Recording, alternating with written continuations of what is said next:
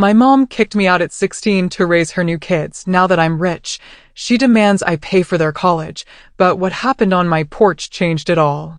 18 years ago, my own mother packed my bags, told me to leave, and abandoned me on a porch with $300 to my name.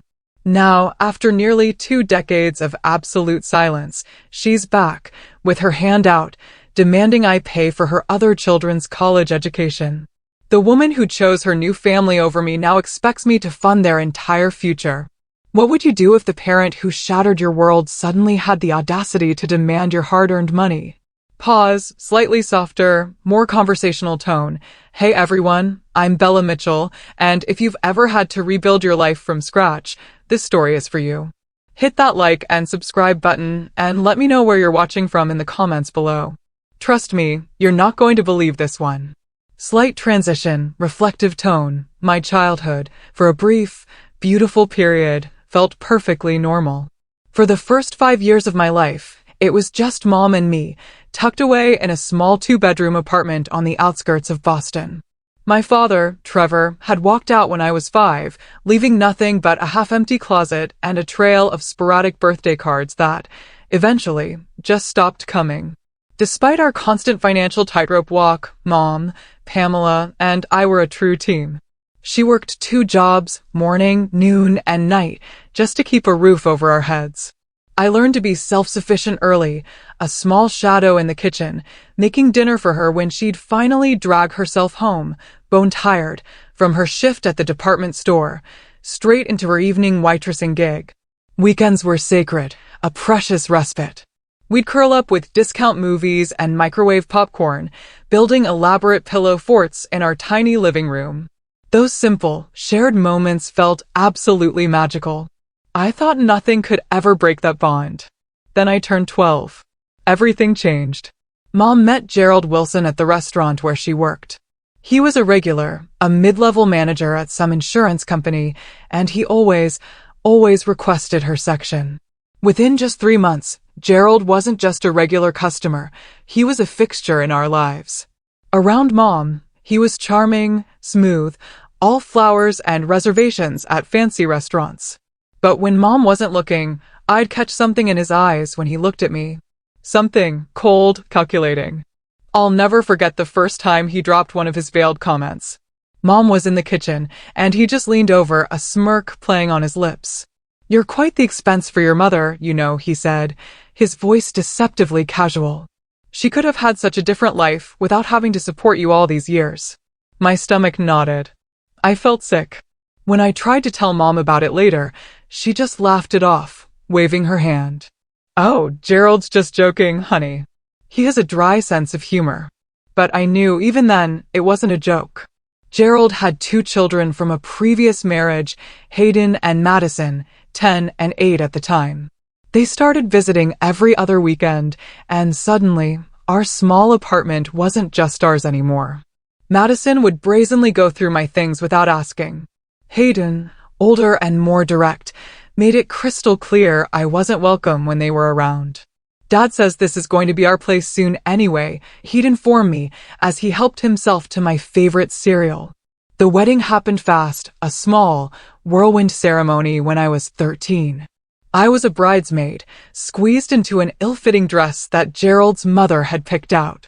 "We need to hide those awkward teenage angles," she'd said during the fitting, pinching at my sides as if I were a piece of dough.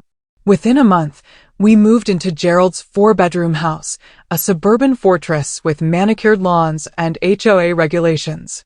It should have been an upgrade from our tiny apartment, but I was given the smallest bedroom, really just a converted office with a window that faced nothing but the neighbor's brick wall.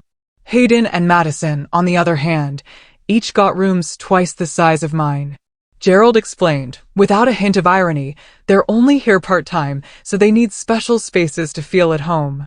That first year in Gerald's house, I watched my relationship with Mom erode like a shoreline in a hurricane. Family dinners became long, exclusive conversations between Mom, Gerald, and his kids, while I sat silently, fading into invisibility. Whenever I tried to share something about school or my friends, Gerald would smoothly interject, "Bella, The adults are talking, or let's hear about Madison's soccer tournament instead. Mom stopped checking my homework, stopped asking about my day. When I made the honor roll that first semester, she signed the certificate without a word, too busy preparing a special celebration dinner for Madison's elementary school art award. Gerald's campaign to isolate me was subtle, relentless.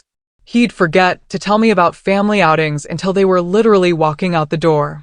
"Oh, Bella, there's leftover pizza in the fridge. We're taking the kids to Six Flags." My invitations to friends were discouraged because the house needs to stay presentable, or we can't afford to feed extra people. When I was 15, Mom announced she was pregnant. Ryan. Before he even arrived, the baby became the absolute center of everyone's universe. Nursery preparation took over the entire house and every conversation. Mom and Gerald converted the guest room into an elaborate nursery, hand-painted murals and custom furniture. "Isn't it wonderful?" Mom asked, showing me the completed room. Finally, a child we'll raise together from the beginning. The "we" in that sentence, I realized with a fresh pang, didn't include me. By this point, I'd learned to find refuge in academics. School became my sanctuary, the one place I still felt like I mattered. I joined every club that would keep me on campus until dinner time. My teachers became the adults who actually saw me, encouraged me, celebrated my achievements. I stayed in the library until closing, telling myself it was to study, but really it was to avoid going home. One night, I returned later than usual after a debate team practice. From the hallway, I overheard Gerald and Mom talking in their bedroom, their voices low but distinct. "She's eating us out of house and home," Gerald complained.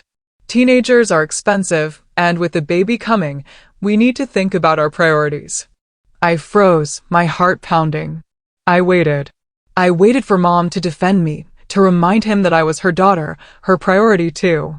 Instead, her response shattered something inside me. "I know, honey," she said, her voice soft but chilling. "She's almost 16 now. Maybe it's time she learned some independence." I backed away silently, my chest tight, tears welling. That night, I cried into my pillow, muffling the sobs, realizing with sickening clarity that in my mother's new life equation, I had become a negative value. Despite the deteriorating situation at home, I maintained my position on the honor roll, throwing myself into academics with the desperate energy of someone building a life raft. My plan was simple: excel in school, earn scholarships, and escape to college, preferably 2 years early. I'd researched early admission programs and had started drafting application essays, though I kept this secret from everyone except my best friend, Alexandra, Lexi for short. On March 17th, my 16th birthday passed without a single celebration. Mom had forgotten entirely. When Lexi's mother called to ask if I could come over for cake that weekend, I overheard Gerald on the phone, telling her, "We're trying to teach Bella fiscal responsibility." Exactly 2 weeks later, the day my life irrevocably changed, I returned from school to find 3 garbage bags and my backpack sitting on the front porch. My key didn't work in the lock. After 5 minutes of confused knocking, Gerald opened the door, standing firmly in the threshold, blocking my entry. "Your mother and I have made a decision," he said, his tone utterly businesslike. "With the baby coming in 2 months, we need your room for a proper nursery annex. The current nursery will be too small once he starts accumulating toys and needs a proper play area." I stared at him, my mind refusing to comprehend. "What are you talking about? Where am I supposed to go?" Mom appeared behind him then, one hand resting on her swollen belly. Her eyes, unable to meet mine, flitted around the room. "Honey, you're 16 now. You're practically an adult," she said, her voice thin and rehearsed.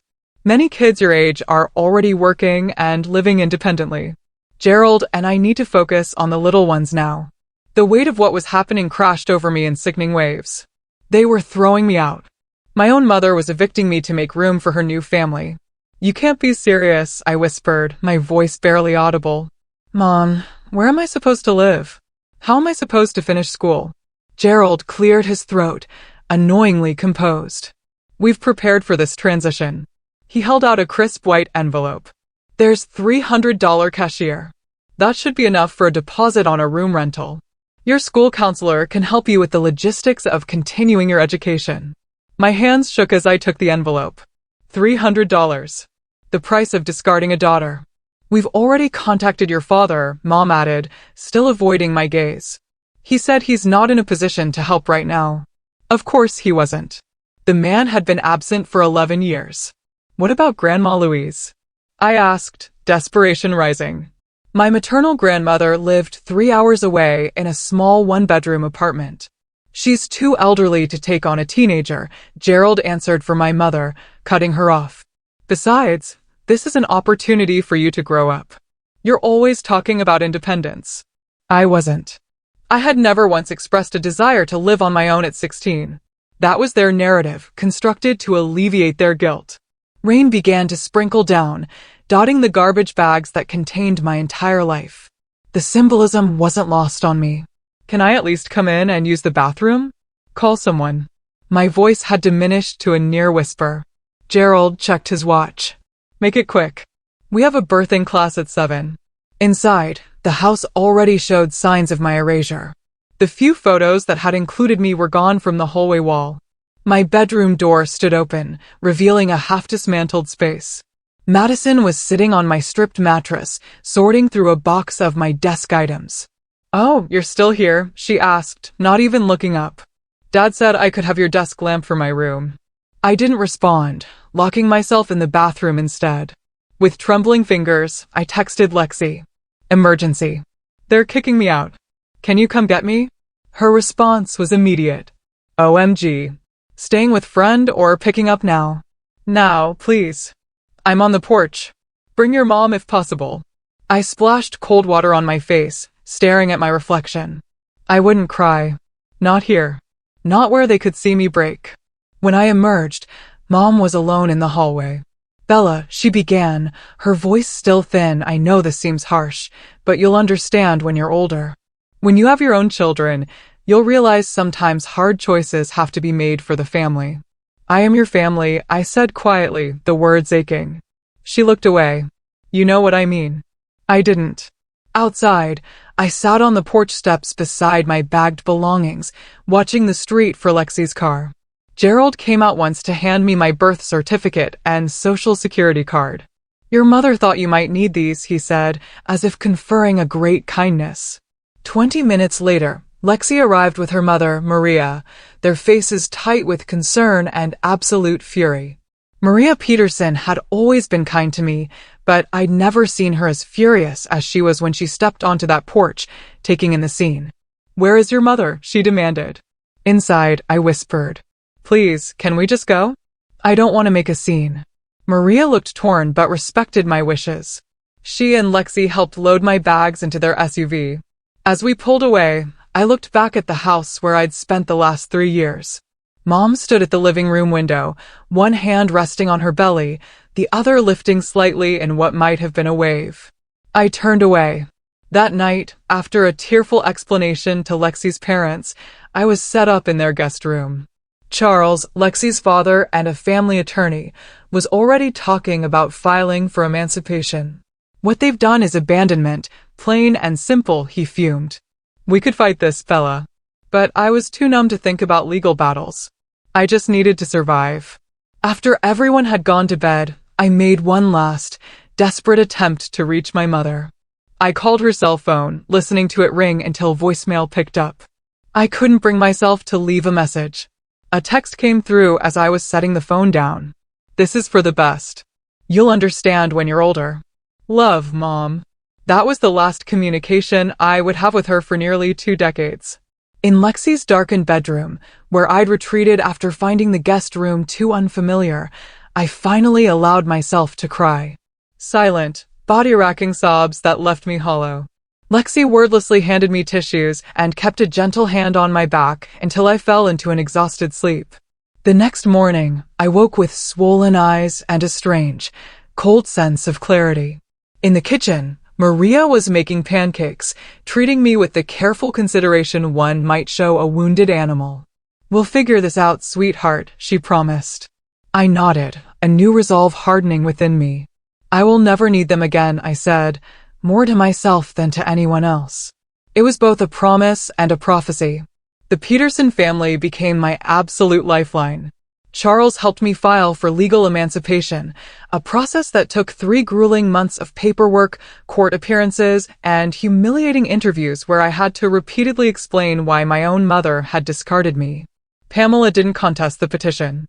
She didn't even show up for the hearing. The judge, a stern woman with surprisingly kind eyes, granted my emancipation with a statement that would stay with me forever. Young lady, some people are given families. Others have to build their own. I think you'll build something remarkable. Living with the Petersons was meant to be temporary, but they insisted I stay through high school graduation. You focus on your studies and college applications, Maria told me. We'll handle the rest. Their generosity was overwhelming, but I couldn't bear being a charity case. The day after my emancipation was finalized, I took a bus across town and applied for every job within walking distance of Lexi's house.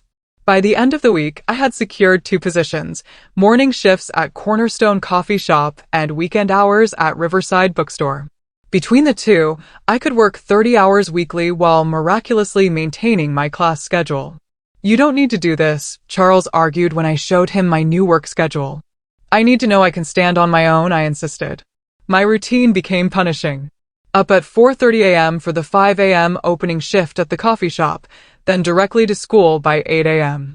After classes, I'd study in the library until closing, then return to the Petersons to collapse for a few hours before starting all over again. Weekends were consumed by 8-hour shifts at the bookstore, with homework squeezed into lunch breaks and quiet moments between customers. Despite the sheer exhaustion, I maintained my 4.0 GPA. My guidance counselor, Miss Harlow, pulled me aside after noticing the dark circles under my eyes. Isabella, you're going to burn out, she warned. Your academics are impressive, but colleges also look at extracurriculars. I have those, I countered. I work 2 jobs. That shows responsibility. It shows necessity, she sighed. And while that's admirable, you're missing opportunities for leadership and community engagement that scholarship committees value. Reluctantly, I cut back my coffee shop hours to join the debate team and volunteer at a literacy program. The reduction in income made me anxious, but Miss Harlow was right. These activities strengthened my college applications significantly. Sleep became a luxury I couldn't afford. When I did manage a few uninterrupted hours, nightmares often jolted me awake. Dreams where I was locked out of houses, searching for keys that disappeared from my hands, or running down endless hallways looking for a mother who kept turning corners just out of reach. Lexi worried about me. You're turning into a zombie, she observed one Sunday afternoon, finding me asleep atop a pile of calculus homework. When was the last time you did something fun? I couldn't remember. Fun seemed like a distant concept from someone else's life. The worst moments came unexpectedly. Standing in a grocery store aisle, seeing a mother help her teenage daughter select prom shoes. Hearing classmates complain about curfews and overprotective parents. The hollow ache would ambush me, a physical pain that took my breath away. During one particularly bad night, Maria found me sobbing in the bathroom at 3 a.m. Oh, sweetheart, she whispered, gathering me into her arms. What's wrong with me? I choked out. Why wasn't I enough for her to keep? Maria held me tighter. Nothing is wrong with you.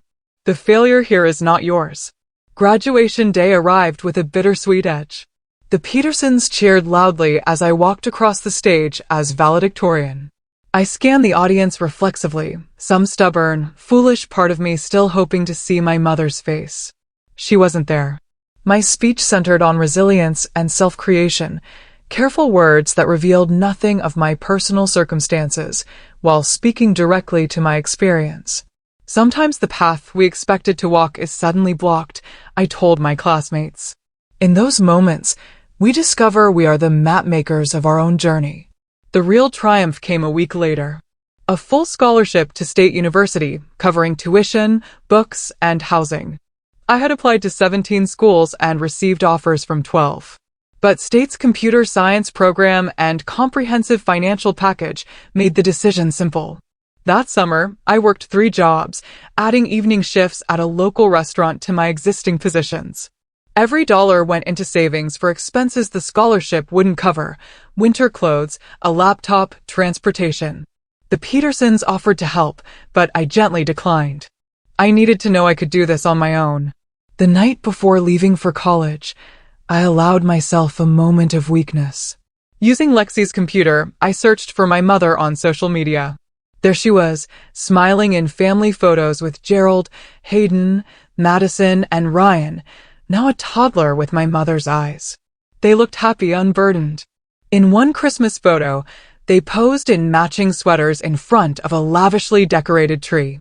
The caption read, "So blessed to have our perfect family together." I closed the browser, a cold numbness spreading through me. I had been edited out of the narrative so completely that there wasn't even a space where I should have been. Freshman orientation at State University brought an unexpected turning point.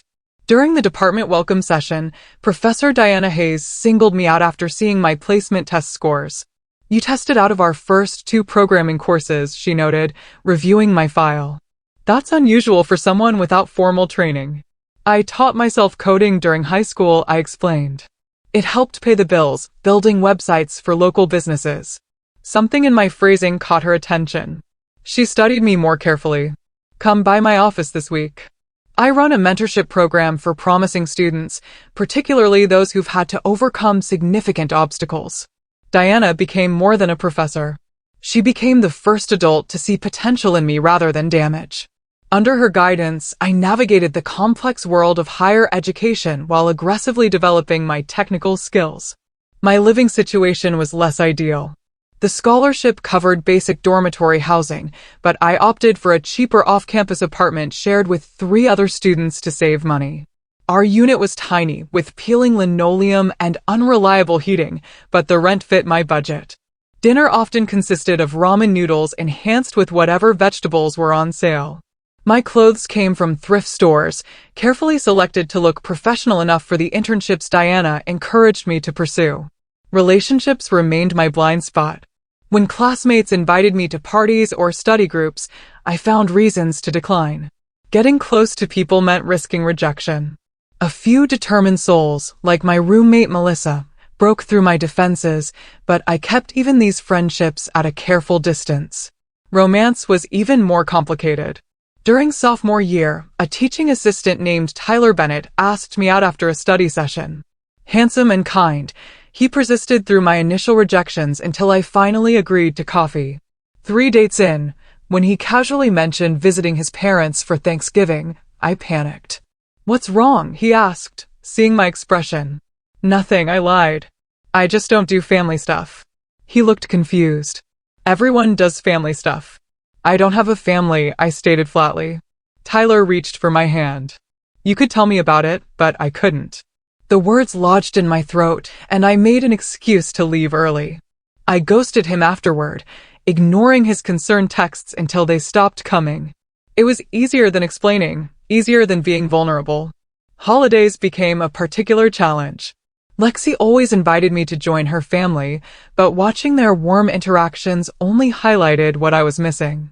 I began volunteering at homeless shelters during Thanksgiving and Christmas breaks, finding comfort in helping others who were also alone. Gradually, I built what Diana called a chosen family. Fellow students who, for various reasons, had complicated relationships with their biological relatives. We created our own traditions, celebrated our accomplishments, and supported each other. Through setbacks.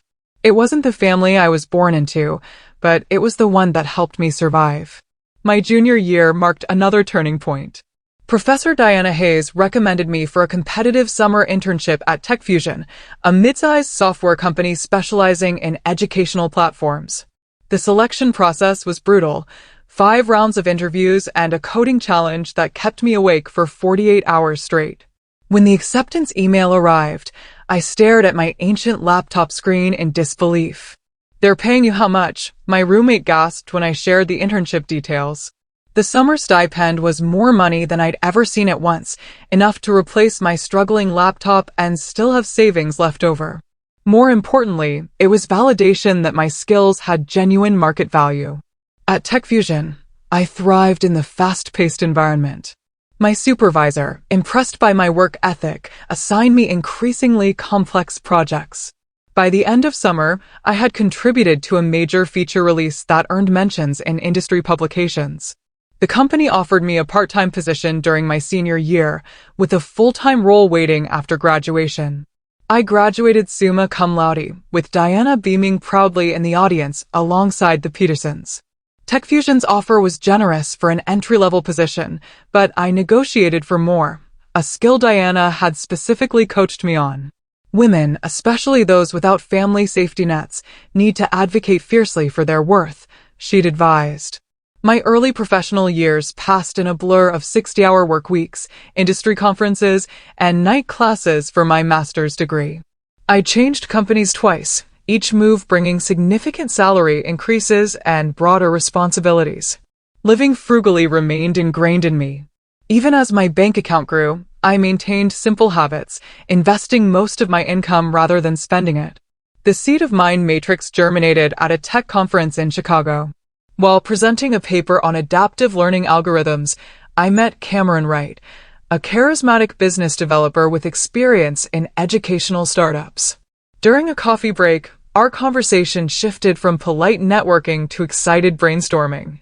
The problem with current educational software, I explained, sketching on a napkin, is that it treats learning paths as linear, but cognitive development is multidimensional. Cameron leaned forward, intrigued. What if we created something that could map those dimensions in real time, adapt not just to what a student knows, but how they learn? By the end of the conference, we had exchanged contact information and agreed to continue the conversation. 3 months of late-night video calls and shared documents later, we decided to take the leap. I maxed out my credit cards to fund initial development, while Cameron leveraged his industry connections to arrange meetings with potential investors. Our first office was Cameron's garage, converted with second-hand desks and the fastest internet connection we could afford. For 6 months, we subsisted on minimal salaries, pouring every resource into building our prototype. The breakthrough came when my algorithm successfully demonstrated adaptation to different learning styles in our pilot testing with local schools. Our first significant investment came from Stanley Thompson, a retired executive who had made his fortune in educational publishing. After our pitch, he sat silently for a full minute before speaking. "My grandson has dyslexia," he finally said. "He's brilliant with numbers, but struggles terribly with reading. Your system." It could have changed his entire educational experience. His initial investment allowed us to hire 3 additional developers and move into a proper office space. A year later, our first major contract with LearnQuest, an established online education platform, provided the stability we needed to expand further. Throughout this professional growth, I continued working with Dr. Grace Winters, a therapist specialized in abandonment trauma. Our weekly sessions helped me process the emotional scars that still affected my relationships and decision-making. "I notice you use the word dispensable frequently," Dr. Winters observed during one session. "Tell me about that." I shrugged. "It's just a fact. People are dispensable. Businesses replace employees. Parents replace children. That's your experience, not a universal truth," she countered gently. "The ability to trust requires acknowledging that while some people will fail you, others won't." These insights slowly reshaped my approach to relationships. I began allowing colleagues to become friends, accepting invitations to non-work social events, and even attempted dating again. Though my brief relationship with marketing executive Joel Richardson ended when his possessiveness triggered old anxieties, Mind Matrix grew exponentially over the next 5 years. From our original team of 5, we expanded to 50 employees, then 100. Our adaptive learning platform gained recognition for its effectiveness with diverse learning styles, particularly helping students with processing differences who struggled in traditional educational environments. At 28, I purchased my first property, a small but modern apartment in a secure building. After years of precarious housing, owning my own space represented a security I had craved since being thrown out at 16. I slept on the floor the first night, unable to believe it was really mine. The company's trajectory accelerated dramatically during the pandemic as schools worldwide shifted to remote learning. Demand for effective educational technology skyrocketed. Mind Matrix was positioned perfectly. Our years of development in adaptive learning made us leaders in a suddenly essential industry. By my 30th birthday, we had secured Series C funding at a valuation that made headlines in tech publications.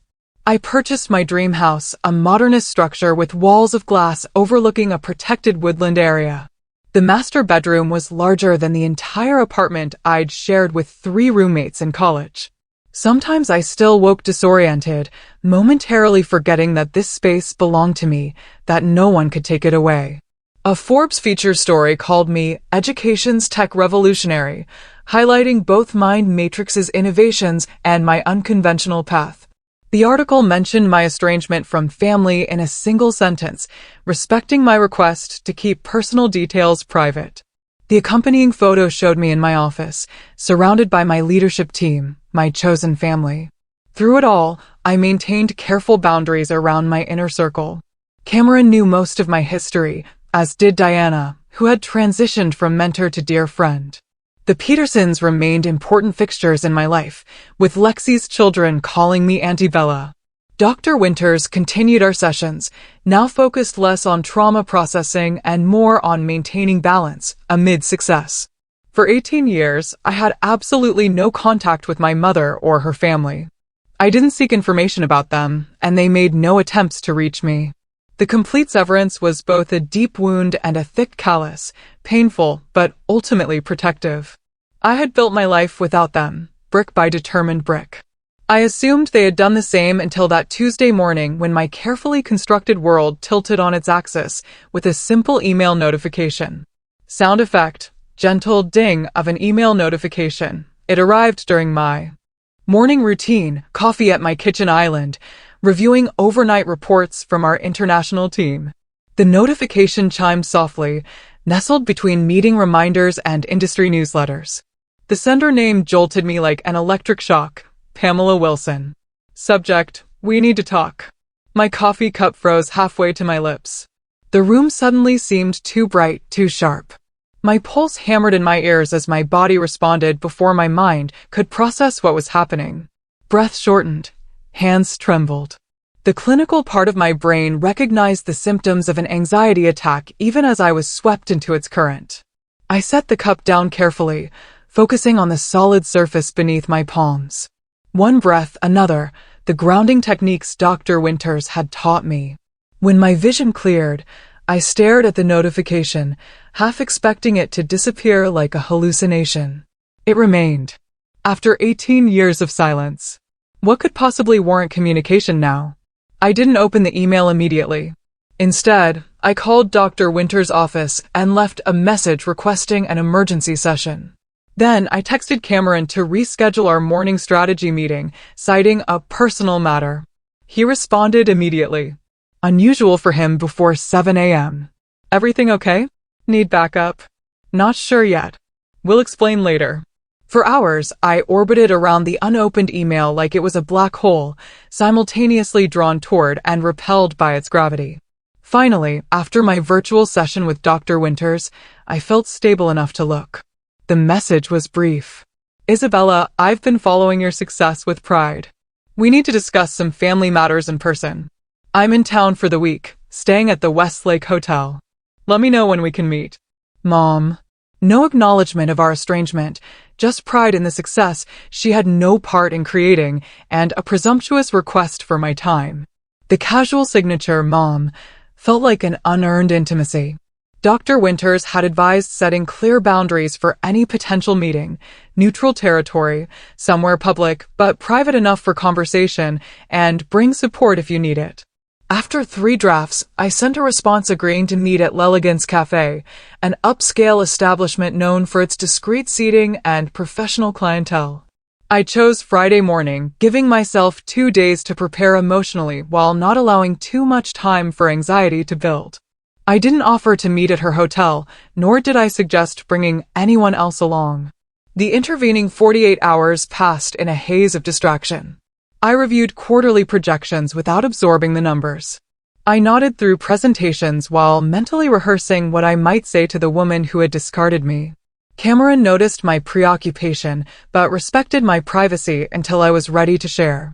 Midway subscribe line asterisk by the way, if you're still with me on this unbelievable journey, and I really hope you are, please take a second to hit that subscribe button. You won't want to miss what happens next, and there are more stories of resilience coming soon. Your support means the world. Friday morning arrived with an oppressive clarity.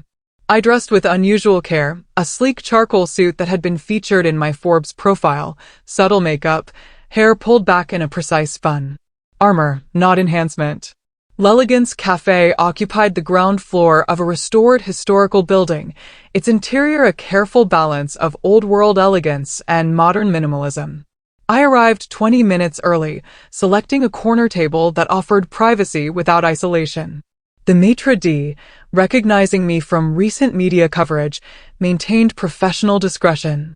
When Pamela entered precisely at 10 a.m., I almost didn't recognize her. In my mind, she had remained the 37-year-old woman who had stood behind Gerald on that porch, avoiding my eyes. The woman approaching my table was in her mid-50s now, her once auburn hair streaked with gray, fine lines etching the corners of her eyes and mouth. She had gained weight, her figure softer than I remembered. But her eyes, those were unchanged, the same hazel as my own. She spotted me and froze momentarily, her expression cycling through recognition, shock, and something that might have been regret, before settling into a nervous smile. "Isabella," she breathed, approaching the table. "You look incredible." I didn't stand. "Bella," I corrected automatically. "I go by Bella now." "Of course, Bella." She settled into the chair across from me, arranging her purse and scarf with fidgeting hands. "Thank you for agreeing to meet." The waitress appeared, saving me from an immediate response. We ordered espresso for me, Earl Grey tea for her. The same preference she'd had 18 years ago. This small consistency unsettled me more than any change could have. When we were alone again, an awkward silence expanded between us. She broke it first. "Your company is doing remarkably well. I saw you in Forbes last month and that interview on TechVision. You were always so smart." "Thank you," I replied, my voice carefully modulated. "Though I'm curious how you've been following my career. We haven't exactly been in contact." She had the grace to look embarrassed. "Alexandra's mother, Maria, she and I reconnected on social media a few years ago. She occasionally mentions you." The revelation that Maria Peterson, who had been more mother to me than Pamela, maintained any connection with the woman who had abandoned me felt like a small betrayal. I made a mental note to address this later. "I see. Well, I doubt you requested this meeting to discuss my media appearances. What family matters do we need to discuss?" Pamela sipped her tea, clearly searching for the right words. "You've done so well for yourself, built this amazing company, become so successful." "I had no choice but to succeed," I stated flatly. "Failure wasn't an option when I had no safety net." She flinched but continued. "The thing is, Hayden and Madison are college age now. Hayden's been accepted to Princeton for their architecture program, and Madison wants to pursue pre-med at Johns Hopkins." The direction of the conversation became suddenly, painfully clear. "Both prestigious institutions," I noted neutrally. "Congratulations to them." "Yes." "Well," Pamela sat down her cup, leaning slightly forward. "That's partly why I wanted to see you. These schools are extremely expensive, even with partial scholarships. Hayden's program alone is over $70,000 a year with housing and expenses." I waited, forcing her to articulate the request explicitly. "Gerald's business ventures haven't been successful lately. We're quite underwater with the mortgage and with 3 tuitions to consider." She trailed off, then straightened her shoulders. "We're family, Bella. Family helps family. I thought given your financial situation, you might be willing to assist with their education." The sheer, breathtaking audacity momentarily robbed me of speech. 18 years of silence, and she appeared now with her hand extended, expecting financial support for the very family that had replaced me. 3 tuitions, I finally managed. "Yes, Ryan's a senior in high school now. He's looking at NYU for film studies." "Ryan." The baby whose impending arrival had been the excuse for my expulsion, now approaching the age I had been when they threw me out. Let me make sure I understand, I said slowly. You want me to pay for the college education of your children with Gerald? The same children you prioritized over me to the point of making me homeless at 16. Is that correct? Pamela shifted uncomfortably.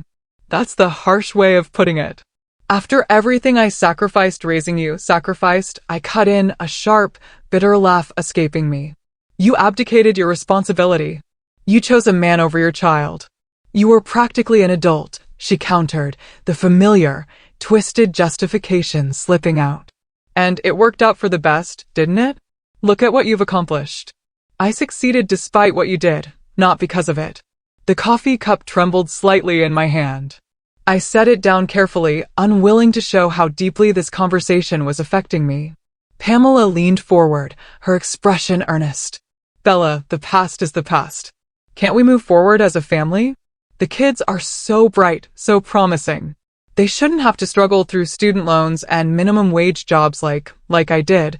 I finished for her, my voice cold. Because that would be terrible, wouldn't it? That's not what I meant, she insisted, but it was exactly what she meant.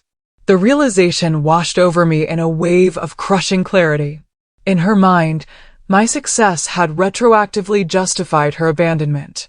More disturbingly, she saw my resources as rightfully available to her real family. The children she hadn't discarded. How much? I asked abruptly. Hope flickered across her face. Well, with 3 tuitions plus some help with our mortgage, we're talking about maybe $200,000 a year for the next 4 to 6 years, depending on their graduate school plans. Over $1 million. The figure wasn't impossible for me. Mind Matrix's recent valuation and my majority ownership made it technically feasible. But the presumption behind the request was staggering. We could set up a monthly transfer, she continued, misinterpreting my silence as consideration. Gerald has prepared some figures. He wanted to come today, but I thought it would be better if we spoke woman to woman first. The mention of Gerald sharpened my focus. I stood abruptly, gathering my belongings. I need to go. But we haven't finished discussing, she cried. I've heard enough for today. My voice sounded distant to my own ears, as if coming from underwater. I'll consider your request and be in touch. When can we expect the first check? She called as I turned to leave. I didn't answer, maintaining my composure until I reached my car in the parking garage. Once inside the privacy of the tinted windows, I gripped the steering wheel and released a shuddering breath that transformed into a ragged sob. The audacity, the entitlement, the complete lack of recognition for the trauma they had inflicted. My phone buzzed with a text from Pamela. Think about what family means, Bella. Blood is thicker than water. I laughed bitterly through my tears. She had the proverb wrong. The original saying was, the blood of the covenant is thicker than the water of the womb. Meaning chosen bonds are stronger than those of mere biology. My hands still shaking, I called the one person who had earned the right to see me in this state. Cameron, I need you. Can you come over? By the time Cameron arrived at my house, I had moved through the initial shock into a cold, analytical anger. He listened without interruption as I recounted the meeting, his expression darkening with each detail. The absolute nerve. He finally exploded when I finished. After what they did to you, they expect you to bankroll their kids. I hope you told her to go to hell. I didn't tell her anything, I said. I needed to process first. Cameron paced my living room, more agitated than I'd ever seen him. There's nothing to process. The answer is no. End of discussion. His protective fury was comforting, but it didn't address the complexity of my feelings. Over the next week, I consulted my inner circle individually, seeking diverse perspectives on a situation with no clear moral guidelines. Lexi, who had witnessed my devastation firsthand, was unequivocal. They abandoned you when you needed them most. You owe them nothing. She pulled up old photos on her phone, me sleeping on her bedroom floor that first night, hollow-eyed at graduation, working double shifts during college breaks. Don't forget what they put you through. Don't let them manipulate you now. Diana offered a more measured view, shaped by her own complicated family history. The question isn't whether you owe them, you don't. It's whether helping would bring you peace or reopen wounds. Over tea in her university office, surrounded by books and student papers, she added, "Family obligations are culturally constructed. In some traditions, you would be expected to support them regardless of past treatment. In others, they severed all claims on you the moment they put you out. You get to decide which framework governs your relationship." Dr. Winters provided the most comprehensive analysis during an extended session. "You're experiencing several overlapping emotional responses," she observed. "There's the trauma response. The 16-year-old in you is still hurt and angry. There's moral indignation at their entitlement. But I'm also hearing something else. Curiosity about these siblings you never knew." She was right. Despite my resentment toward Pamela and Gerald, I couldn't help wondering about Hayden, Madison, and Ryan. What were they like? Did we share any traits or interests? Had they ever asked about their older sister? Or had my existence been completely erased from the family narrative? They're innocent in this, I admitted. They didn't choose to be part of my replacement family.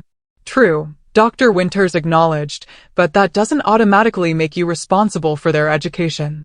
If I helped them, I mused, would I be validating what Pamela and Gerald did? Telling them it was acceptable to throw away one child because they had others?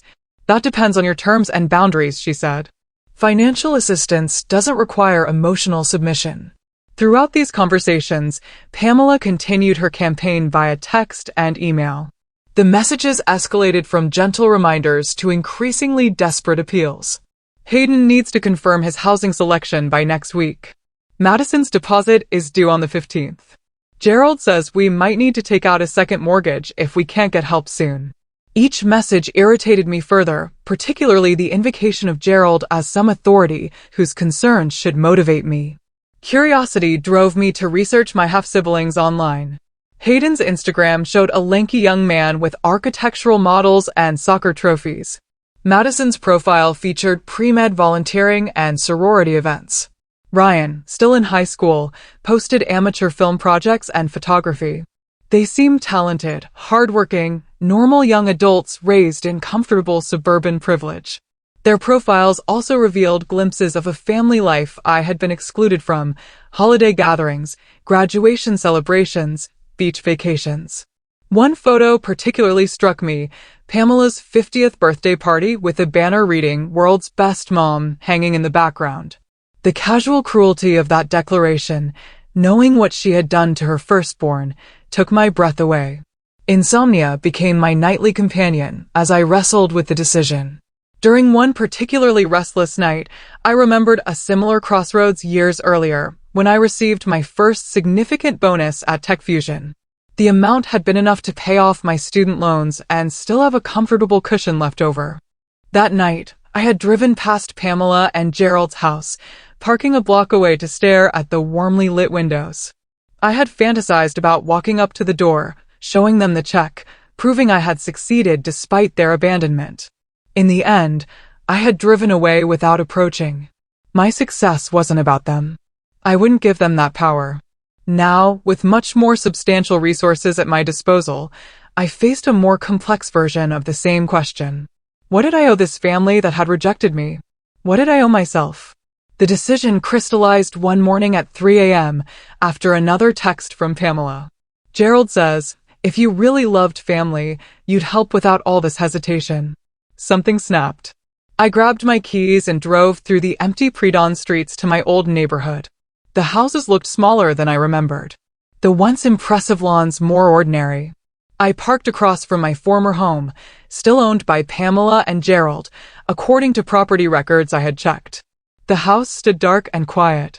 Somewhere inside, the people who had cast me out slept peacefully, confident in their right to demand my financial support. The absurdity struck me suddenly, transforming my anger into something approaching clarity. Family wasn't about biology or obligation.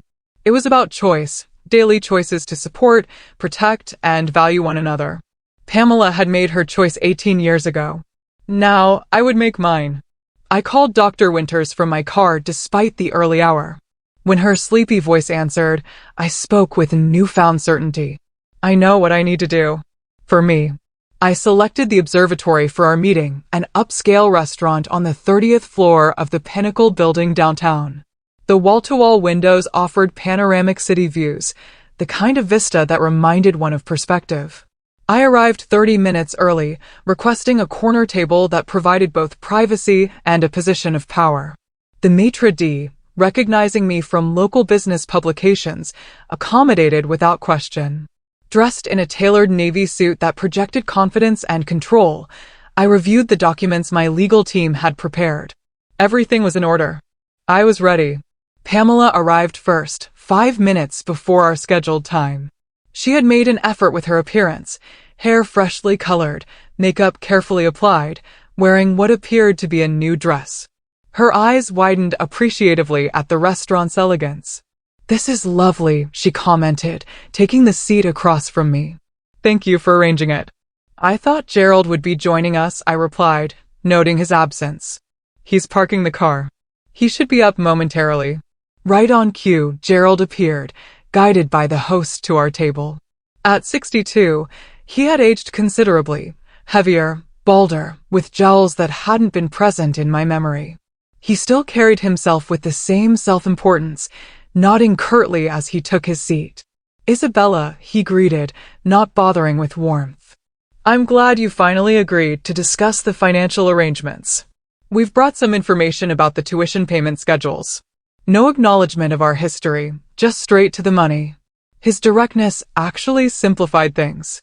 "Before we discuss any arrangements," I said calmly, "I'd like to establish some context." Gerald glanced at his watch. "We have a meeting with Madison's academic advisor at 2. Can we focus on the logistics?" I smiled thinly. "This won't take long." The waiter approached to take our order. I requested sparkling water only, while Pamela and Gerald ordered full meals. Of course they would. This was likely the most expensive restaurant they'd visited in years, and they assumed I was paying. When we were alone again, I folded my hands on the table. 18 years ago, you packed my belongings in garbage bags and told me to leave your house. I was 16 years old. You gave me $300 and withdrew all parental support, financial, emotional, and physical. Pamela shifted uncomfortably. Gerald's expression hardened. Ancient history, he dismissed with a wave. We're here to discuss the present situation. The present situation is directly connected to that history, I continued steadily. You chose to abandon your legal and moral obligations to me. Now you're asking me to fulfill obligations to you that don't exist. We gave you independence, Pamela interjected, grasping at straws. And look how well you've done. If we had coddled you, would you have developed the drive to build your company? The twisted logic was almost impressively delusional. Let's be very clear, I said, my voice cooling further. You didn't give me independence. You committed parental abandonment, a criminal offense in most states. The fact that I succeeded doesn't retroactively justify what you did. Gerald leaned forward, irritation flashing across his face. Listen, we didn't come here for a therapy session about your teenage angst. We're talking about the education of bright young people with promising futures. Are you going to help your siblings or not? Have siblings, I corrected. And that depends entirely on my terms.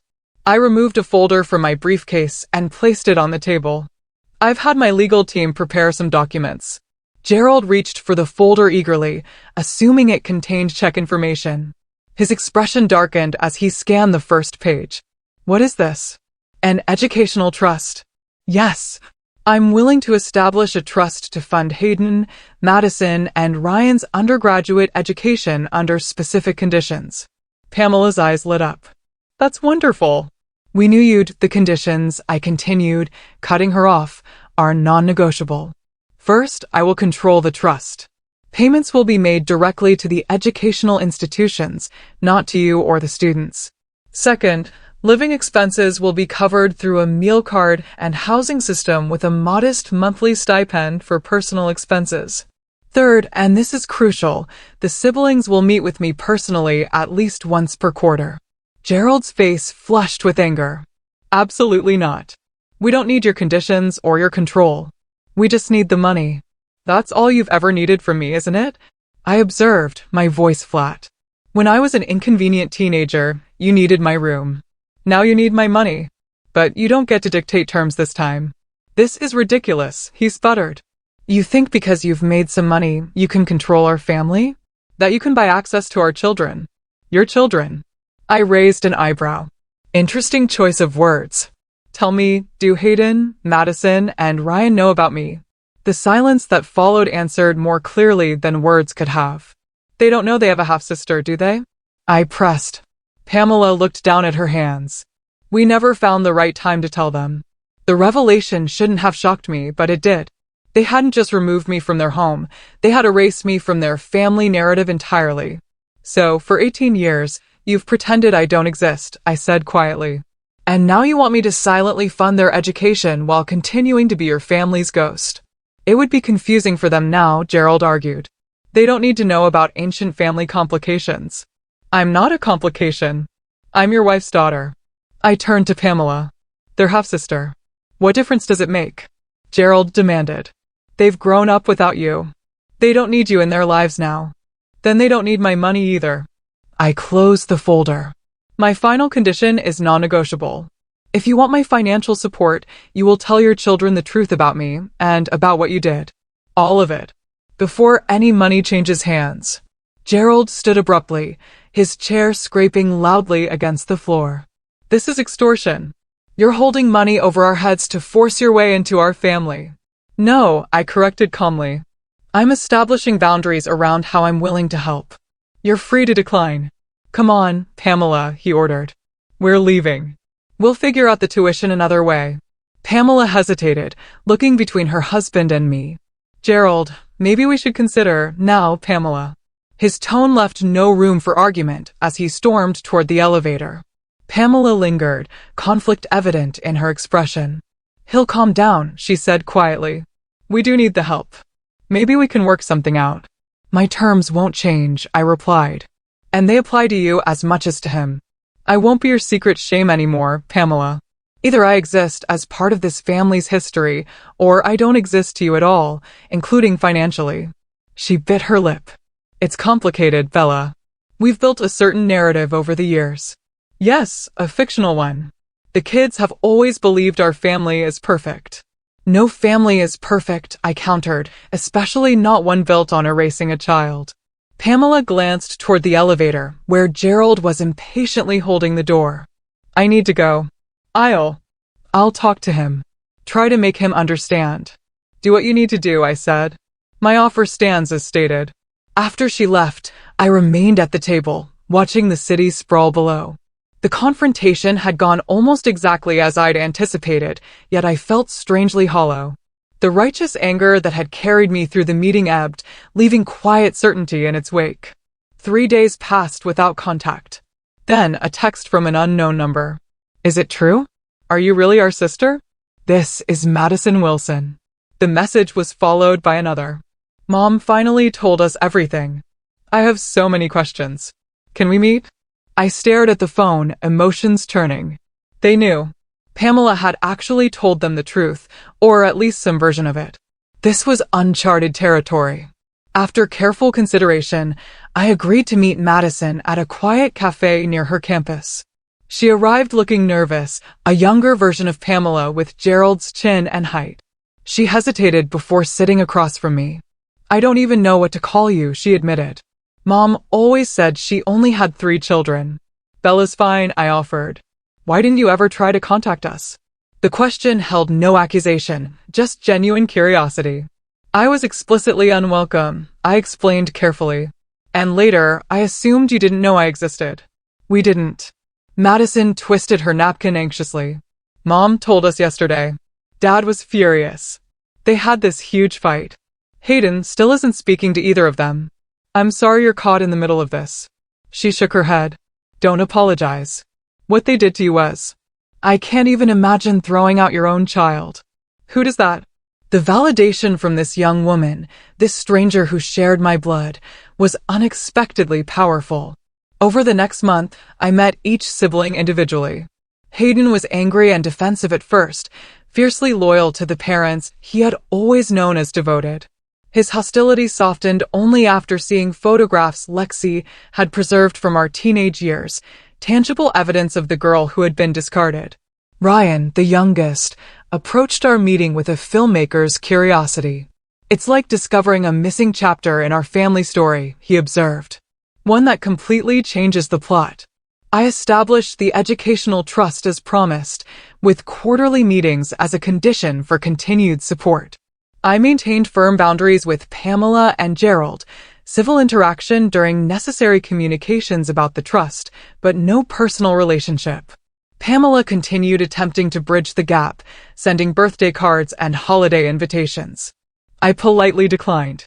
She wanted absolution without accountability, forgiveness without genuine remorse. I couldn't offer that. Not yet. My relationship with my half-siblings developed slowly, cautiously. We were connected by blood, but separated by years of absence and the uncomfortable knowledge of our parents' actions. Madison became the most consistent presence, texting regularly with updates about her pre-med studies. Hayden gradually warmed to occasional phone calls, while Ryan sent video projects for my feedback. During our third quarterly meeting, Madison asked the question they had all likely been considering. Will you ever forgive Mom and Dad? I considered my answer carefully. Forgiveness isn't a single moment. It's a process. I'm working on it, but it doesn't mean I'll ever trust them or want them in my life. That's fair, she acknowledged. Sometimes I'm not sure I forgive them either, and I had the easy side of the situation. The journey from abandoned teenager to successful adult had shaped every aspect of my identity. The wounds would always be part of me, but they no longer defined me. I had built a life, a career, and now tentative connections with siblings I never expected to know. Family, I had learned, was more complex than biology. It was created through choices, daily decisions to value, protect, and remain present for one another. My chosen family, Cameron, Diana, Lexi, and others who had earned my trust, remained my foundation. My half-siblings represented something new, a bridge between my past and future. A chance to reclaim part of what had been taken without surrendering my hard-won autonomy. As for Pamela and Gerald, I maintained the boundaries they had never respected. They had made their choice 18 years ago. Now I had made mine, to help their children without allowing them back into my life. To acknowledge our connection without accepting their narrative. To move forward on my terms, not theirs. The abandoned girl who had slept on her best friend's floor with $300 to her name would always be part of me. But she wasn't the whole story anymore. I had written the rest myself, one determined day at a time. Ending NCTA *, have you ever had to set difficult boundaries with family members who hurt you? Or perhaps you've discovered an unexpected connection that changed your perspective. I'd love to hear your thoughts and experiences in the comments below. And if this story resonated with you, please consider hitting that like button and subscribing to my channel.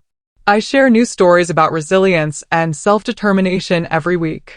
Remember, sometimes the family we create is far more valuable than the one we're born into. Thank you for listening, and I wish you strength on your own journey, whatever challenges you may be facing. Outro music fades in.